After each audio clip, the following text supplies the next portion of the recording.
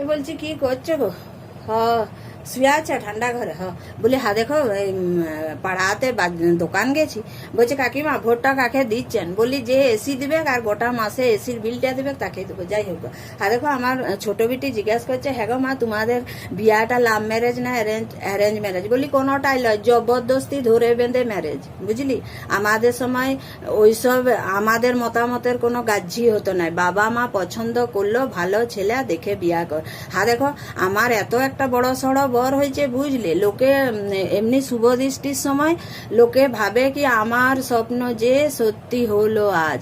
আর আমার ওই অত বড় লোকটাকে দেখে বিপ্লব আসছিল।